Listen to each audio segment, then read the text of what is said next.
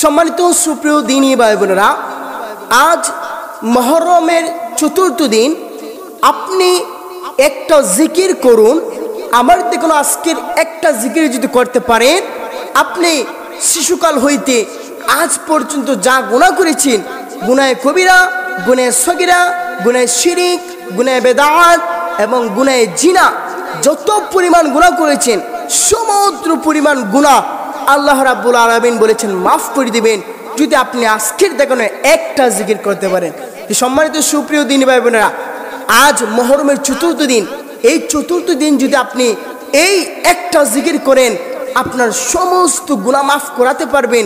আমি কথা দিচ্ছি আপনাকে, 100% পরীক্ষিত এই জিকিরটা। এই আল্লাহ রাব্বুল আলামিন নিজে বলেছে, রাসূল কারীম সাল্লাল্লাহু আলাইহি ওয়াসাল্লামও নিজে বলেছেন, এক আল্লাহ বলেছেন, দুই রাসূল সাল্লাল্লাহু আলাইহি ওয়াসাল্লাম বলেছেন যে এই জিকিরটা কেউ যদি করে, এই জিকিরটা যদি খাস নিয়ত করে, তার শিশুকাল হইতে বৃদ্ধ পর্যন্ত যত গুনাহ করবে সমস্ত গুনাহ আল্লাহ মাফ করে দেবে। যে সম্মানিত সুপ্রিয় দিনী ভাই বোনেরা, আজকে বিষয়টা বুঝতেই পারছেন কতটুকু গুরুত্বপূর্ণ। অবশ্যই ভিডিওটা স্কিপ না করে শেষ পর্যন্ত দেখবেন। অবশ্যই ভিডিওটা একটা লাইক করে ফেলবেন এবং একটা কমেন্ট করে আমিন বলে জানিয়ে দেবেন। তো সম্মানিত সুপ্রিয় দিনী ভাই বোনেরা, চলুন আমরা একটা জিকির সম্পর্কে জেনে নিই, যে জিকিরটা করে আপনার সমস্ত গুনাহ মাফ করতে পারবেন। যেই জিনার গুনাহ মাফ নেই, যেই জিনার গুনাহ আল্লাহ রাব্বুল আলামিন জাহান্নাম বলেছেন, যেই শিরিকের গুনাহ মাফ নেই, আল্লাহ রাব্বুল আলামিন ওই মানুষদেরকে জাহান্নাম বলেছেন। এসব বড় বড় গুনাহ আপনি আজকের একটা জিকিরের মাধ্যমে মাফ করাতে পারবেন। সুবহানাল্লাহ। তো সম্মানিত সুপ্রিয় দিনী ভাই বোনেরা, আজকে একটা দেখানো ইস্তেগফার আপনাকে শিখিয়ে দেব। এই একটা জিকির করবেন ইস্তেগফারের উপর, দেখবেন আপনার সমস্ত গুনাহ মাফ হয়ে যাবে। এই জিকিরটা হচ্ছে সাইদুল ইস্তেগফার। আল্লাহ রাব্বুল আলামিন বলেছেন, এই সাইদুল ইস্তেগফার ফজর নামাজের পর যে ব্যক্তি পড়বে, সন্ধ্যার মাগরিবের আগ পর্যন্ত যদি মারা যায়, ফজরের পর যখন পাঠ করবে, ফজরের পর যখন পাঠ করবে নামাজের পর, তখন মাগরিবের আগ মুহূর্ত, ওই মুহূর্তে যদি সে মারা যায়, আল্লাহ রাব্বুল আলামিন বলেছে ওই ব্যক্তি জান্নাতি। রাসূল সাল্লাল্লাহু আলাইহি ওয়াসাল্লাম নিজেও হাদিস শরীফে বলেছেন যে ওই ব্যক্তি জান্নাতি। এবং রাসূল সাল্লাল্লাহু আলাইহি ওয়াসাল্লাম আবার হাদিস শরীফে উল্লেখ করেছেন, মাগরিবের পর যদি সাইদুল ইস্তেগফার একবার পাঠ করে, সে ফজরের আগ পর্যন্ত ওই রজনীতে সে যদি মারা যায়, সে জান্নাতে। সুবহানাল্লাহ। সম্মানিত সুপ্রিয় দিনী ভাই বোনেরা, আজকে দেখানো একটা জিকির আপনি করুন, সাইদুল ইস্তেগফারের জিকির। আপনি এই সাইদুল ইস্তেগফার জিকির যদি একবার পড়তে পারেন, আপনার সমস্ত গুনাহ মাফ করতে পারবেন।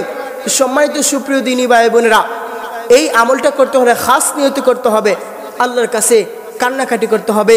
কান্নাকাটি করে আল্লাহর কাছে দুই হাত তুলে আপনি দোয়া চাইবেন, অথবা দোয়ার মাধ্যমে বলবেন, সাইদুল ইস্তেগফারটা পড়বেন, আল্লাহুম্মা আনতা রাব্বি লা ইলাহা ইল্লা আনতা খলাকতানি ওয়া আনা আবদুকা ওয়া আনা আলা আহদিকা ওয়া ওয়াদিকা মাসতাতাতু আউযু বিকা মিন শাররি মা সানাতু আবুউ লাকা বিনি'মাতিকা আলাইয়া ওয়া আবুউ বিযানবি ফাগফির লি ফাইন্নাহু লা ইয়াগফিরু যুনুবা ইল্লা আনতা। এই ইস্তেগফার দোয়া করার সময় ইস্তেগফারটা পড়বেন। পড়ে আল্লাহকে বলবেন, আল্লাহ তোমার ইস্তেগফার পড়লাম, এই ইস্তেগফার উসিলা করে তুমি আমার জিন্দেগির গুনাহ মাফ করে দাও। দুইটা চোখের পানি ছেড়ে দিবেন। আমি আপনাকে কথা দিচ্ছি, আপনি যদি দুইটা চোখের পানি ছেড়ে দিতে পারেন, ইনশাআল্লাহ আল্লাহ রাব্বুল আলামিন বলেছেন, চোখের পানি নাকের ডগা দিয়ে বেয়ে আসতে দেরি, আল্লাহ রাব্বুল আলামিন বলেছে গুনাহ মাফ করতে দেরি নাই। সুবহানাল্লাহ। আজকের জিকিরটা আপনি করবেন। আপনি প্রত্যেক নামাজের পর এই ইস্তেগফার একবার পড়বেন, প্রত্যেক ফরজ নামাজের পর। আপনি যদি প্রত্যেক ফরজ নামাজ যদি সবসময় পড়তে না পারেন, যখন ফরজ নামাজ পড়তে পারবেন তখন ফরজ নামাজের পর পড়বেন। এবং চেষ্টা করবেন দিনের প্রথম শুরু যখন সকালবেলা একবার ইস্তেগফার পড়ার জন্য, এবং মাগরিবের পর আরেকবার ইস্তেগফার পড়ার জন্য চেষ্টা করবেন। আর আপনি এই সাইদুল ইস্তেগফার জিকির করবেন, বেশি বেশি করে সাইদুল ইস্তেগফার পড়বেন, 100 বার, 150 বার, 200 বার পড়বেন।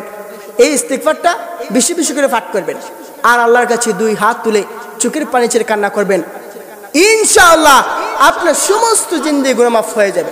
তো সম্মানিত সুপ্রিয় দিনী ভাই বোনেরা, অবশ্যই ভিডিওটি আপনার ভালো লেগেছে, ভালো লাগলে আপনার বন্ধু বান্ধবের কাছে শেয়ার করে দিবেন। আমাদের ভিডিওর কমেন্টে একটা আমিন বলে যাবেন। একটা লাইক জানিয়ে দিবেন, লাইক দিয়ে দিবেন। তো সবাই ভালো থাকবেন, সুস্থ থাকবেন। আসসালামু আলাইকুম ওয়া রাহমাতুল্লাহি ওয়া বারাকাতুহু।